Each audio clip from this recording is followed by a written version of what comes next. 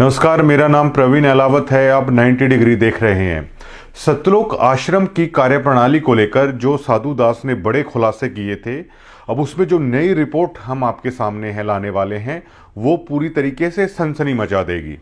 पूरे हरियाणा में ही नहीं, पूरे हिंदुस्तान में इस चीज़ की बहुत बड़ी हाइप क्रिएट की गई कि हज़ारों करोड़ रुपए सतलोक आश्रम की तरफ से वो बाढ़ग्रस्त जो गांव हैं उनको दिए गए।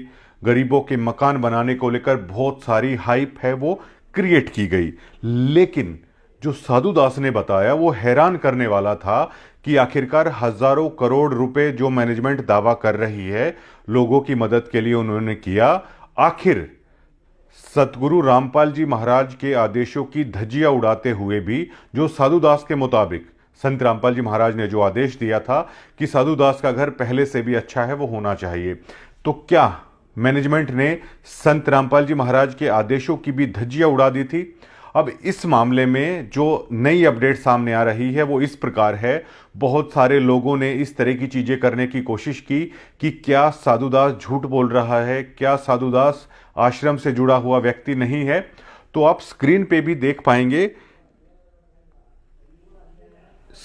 आप देख पाएंगे ये सार शब्द के लिए परीक्षा पत्र है, वो सतलोक आश्रम की तरफ से दिया गया है, जिसमें सदस्यता नंबर 36108, ये साधु दास का सार शब्द के लिए जो परीक्षा पत्र होता है। जो पुराने भक्त हैं वो इस बात को समझ जाएंगे, जिनके पास प्रथम मंत्र है या जो दूसरा सतनाम मंत्र है शायद उन्हें इसके बारे में नहीं मालूम, लेकिन जिनको सारनाम मिल चुका है वो इस पत्र को देखते ही है वो समझ जाएंगे।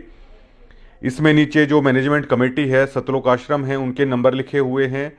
भक्त का नाम साधुदास, पुत्र छाजूराम, आयु 35 वर्ष, पता चुली खुर्द, तहसील आदमपुर, जिला हिसार, हरियाणा। फ़ोन नंबर 9812284347 ये उस दरमियान का है।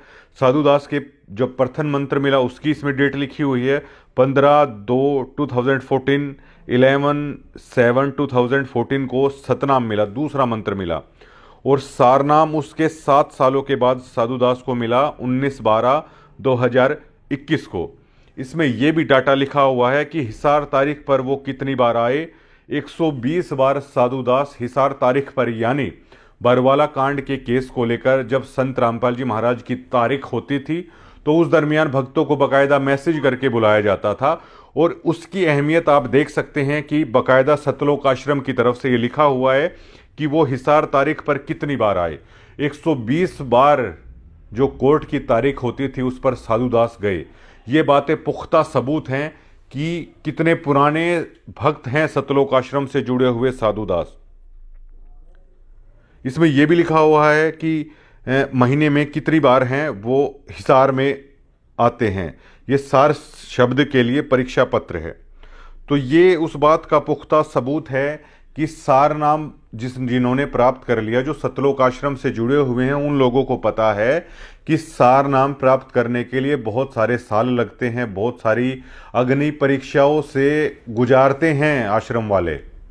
मुझे ये नहीं पता कि महाराज जी गुजारते हैं या ये लोग गुजारते हैं, लेकिन बहुत ड्यूटियां लगाई जाती हैं, बहुत जिम्मेदारी नहीं कहेंगे हम, बहुत काम लिया जाता है इसके बाबत भक्तों से।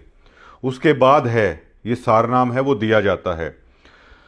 अब जबकि हमारे इंटरव्यू के दौरान साधु दास ने ये कहा था कि गुरु महाराज ने आदेश दिया था कि उनका घर बनवाया जाए। घर पूरी तरीके से आग में तहस नहस हो चुका था, जो उनका आशियाना था वो उजड़ गया था, लेकिन उसके बावजूद भी संत रामपाल जी महाराज के आदेशों की धज्जियां उड़ा दी गई। ऐसा नहीं हुआ। जब साधु दास ने हमें इंटरव्यू दिया उसके बाद सतलोक आश्रम की मैनेजमेंट की नींद टूटती है, उनके कानों पर वो जू रेंगती है और साधु राम से संपर्क करके ये कहा जाता है कि आप हिसार आ जाइए। साधु दास ने ये कहा है कि भगत जी आप गांव में भी आ सकते हैं, और कमेटी के जो लोग हैं वो सरपंच के माध्यम से किसी भी चीज़ के लिए जाते हैं तो वो चले जाते हैं। और एक शख्स हैं जो साधु दास ने, मतलब मनोज सिसाए नाम के हैं, जो शायद इनका वहाँ पे अन्नपूर्ण मुहिम के कुछ पद है इनके पास, वो देखते हैं। उन्होंने भी साधु दास को फ़ोन करके ये चीज़ कही है। लेकिन आज से 2 महीने पहले साधु दास ने मनोज सिसाए को बकायदा व्हाट्सएप पे ये लिखते हुए ये उन्होंने अपनी मांग रख दी थी इस मैनेजमेंट के सामने कि मुझे आपके घर बनवाने के एहसान की भी ज़रूरत नहीं है। आहत होकर जब मैनेजमेंट ने उसे बिल्कुल अकेला छोड़ दिया तो आहत होकर उसने कहा मुझे आपकी दरियादिली की भी ज़रूरत नहीं है, मैंने जितने पैसे हैं आप लोगों पर लुटाए हैं, आप लोगों को दिए हैं, बस भैया वो मेरा पैसा वापस कर दीजिए। साधुदास मनोज सिसाए को व्हाट्सएप पर लिखते हुए कहते हैं कि देख लो भगत जी, परमात्मा ने ऐसी भक्ति दी है कि परमात्मा संत रामपाल जी भगवान ने मेरा घर जलाकर आप लोगों से दूर कर दिया। मतलब वो शुक्रिया अदा कर रहे हैं ये कि मेरा घर जला परमात्मा की दया से और मैं आप लोगों से दूर हो गया और आपकी हकीकत परमात्मा ने मुझे दिखा दी। मतलब परमात्मा की दया से जब मेरा घर जला उस कारण मैं आप लोगों से दूर हुआ, आप लोगों की सच्चाई और हकीकत है परमात्मा ने मुझे दिखा दी।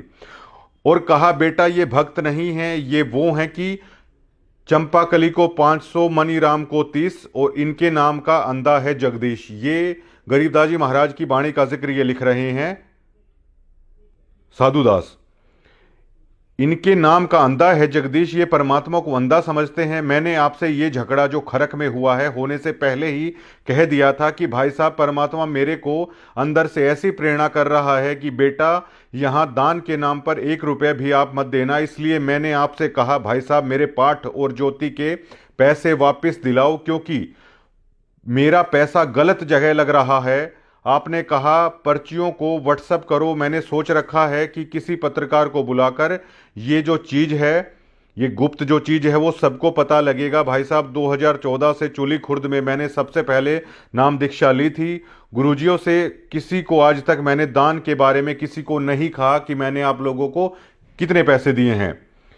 गाड़ियों की किस्त भरने के बाद जो पैसा बचा वो मैंने सारा आश्रम को ही दे दिया, मतलब आप लोगों के हाथ में दे दिया। और 2014 से मैंने परमात्मा के मिशन में भगत जोड़े ही हैं।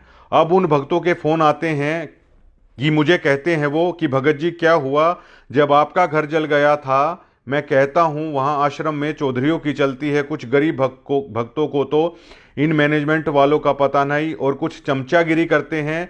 मेरी तो आपसे यही प्रार्थना है, 1 भी रुपया इन मैनेजमेंट वालों के हाथों में मत चढ़ाइए। पहले मुझे भी पता नहीं था, दान संकल्प कर लो और परमात्मा आएंगे तो इनके हाथों में देंगे। ये मनोज सिसाए को साधुदास ने बाकायदा व्हाट्सएप पे नवंबर में ये लिख दिया था और ये कह दी थी कि मुझे ऐसा लगता है कि मैंने अपना पैसा कुपात्रों के हाथ में दे दिया है और कुपात्रों को दिया हुआ दान है वो कभी नहीं फलता। वो लास्ट में लिखते हैं कि मैं ये चाहता हूं कि आप मेरी पाई पाई का जो पैसा है आप मुझे दे दो, मुझे आपकी घर की भी ज़रूरत नहीं है कि आप लोग आके घर बनवाओगे, और मैं इस पैसे को अपना संकल्प करके अपने घर में रख लूँगा। संत रामपाल जी महाराज जी कभी बाहर आएंगे तब मैं ये दान का पैसा है मैं तब दूंगा, क्योंकि आज मेरे उस पैसे का दुरुपयोग हो रहा है। लेकिन 2 महीने के बाद भी सतलोक आश्रम की नींद नहीं टूटी, उनके कानों पर जूं नहीं रेंगी और सब कुछ ऐसे ही चल रहा था जब तक 90 डिग्री ने साधुदास का वो इंटरव्यू पूरे हरियाणा पूरे देश के सामने नहीं रख दिया कि ये साधुदास की कहानी है। ये कुछ ना कुछ हमें ओ माई गॉड नाम की जो एक फिल्म थी जिसमें अदाकारी की गई थी परेश रावल की तरफ से, और उसमें इसी तरह का कुछ कहा गया था उस आश्रम की मैनेजमेंट को लेकर कि मैंने जो जो पर्चियां दी हैं वो सारा पैसा है, अब मेरा दुकान है वो ढह गई है, या तो मेरी मदद कीजिए या वो वापिस है वो दे दीजिए। इसी तरह साधुदास ने वो पर्चियां भी दी गई, जब वो दान और पाठ का पैसा है सतलोक आश्रम को दिया मैनेजमेंट की तरफ से, जो पर्ची है वो उन्हें दी गई। साधुदास का ना तो घर बना और साधुदास ने यहां तक कह दिया जो मेरा पैसा है आप वही भी वापस कर दीजिए। लेकिन आज भी मैनेजमेंट आखिरकार चुप क्यों है? ये वही मैनेजमेंट है जो कई कई हजार करोड़ रुपए ये कह रही है कि मानवता के नाम पे लोगों को हम दे रहे हैं, लेकिन एक व्यक्ति जिसको लगता है कि उन्होंने अपना पैसा आप जैसे गलत आदमियों के हाथ में दे दिया है, वो अपना पैसा वापस मांग रहा है, अपने खून पसीने की कमाई मांग रहा है। वो कह रहा है कि जो गाड़ियों से मैं दिहाड़ी मजदूरी भाड़े का काम करता हूं उससे जो पैसा बचता था ये मेरी कष्ट कमाई है जो मैंने आप लोगों के हाथों में दी है, मेरा वही पैसा मुझे आप दे दीजिए। वो ब्याज भी नहीं मांग रहा है। मुझे ये लगता है कि मेरा पैसा सही लोगों के हाथ में नहीं है, उसका आप दुरुपयोग कर रहे हो। तो ये मैनेजमेंट बड़ा दिल दिखाते हुए साधु दास के घर पे जाके उसकी पाई पाई का हिसाब आखिरकार क्यों नहीं कर देती है। हम इस मैनेजमेंट से बार बार गुजारिश करना चाहेंगे कि आप साधु दास ने जो कहा है उसका जो हिसाब है, उसका जो हक बनता है, आप उसके गांव में जाके उसके हाथ में सुपुर्द कर दीजिए। आप बड़ा दिल दिखाइए। आप हजारों करोड़ रुपए बहाने का दावा करते हैं, लाखों घर बनाने का आप दावा करते हैं, एक व्यक्ति अपने हक का पैसा मांग रहा है, आखिरकार आप उसे देते क्यों नहीं है। इसके पीछे देखिए दोस्तों, अब बहुत सारी चीजें ये कही गई कि सत्यलोक से आ रहा है। भैया आपके पास तो सत्यलोक से आ रहा है, एक व्यक्ति अपने हक का पैसा वापस मांग रहा है, आपने उससे पैसा भी लिया, उस पैसे से आपने जो करना था वो भी किया, बिना ब्याज के वो मांग रहा है, उसका पैसा आपने बरत भी लिया है, आप उसको उसका पैसा वापस कर दीजिए। लेकिन सबसे बड़ा सवाल ये खड़ा होता है कि हजारों करोड़ों रुपए बहाने वाली मैनेजमेंट आखिरकार इस पर चुप क्यों है, आखिरकार उसने ऐसा किया क्यों नहीं मांगने के बावजूद भी।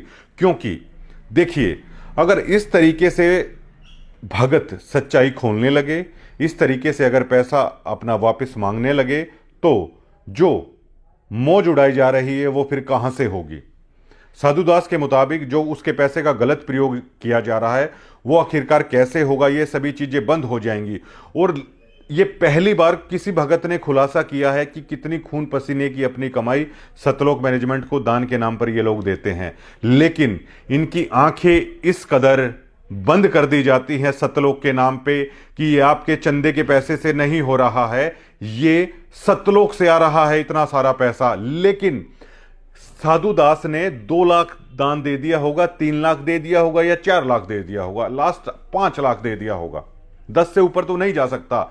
लेकिन इतना पैसा भी मैनेजमेंट से दिया नहीं जा रहा है। इससे आप अंदाजा लगा सकते हैं कि सत्यलोक के नाम पे जो खामोश कर दिया गया है, सच्चाई से इतर कर दिया है भक्तों को, उन्हीं के दान देने के बावजूद भक्तों पर यह एहसान कर दिया गया है कि ये आपसे पॉसिबल नहीं हो रहा है, ये सत्यलोक से आ रहा है। ये पूरी जो फिल्म पर्दे पर चली हुई है उसका दी एंड हो जाएगा।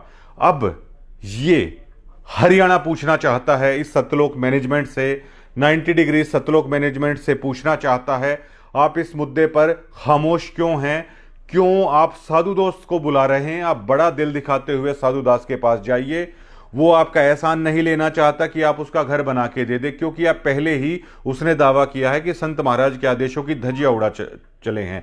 जितना पैसा उसका बनता है उसके पास सबूत है उन पर्चियों का।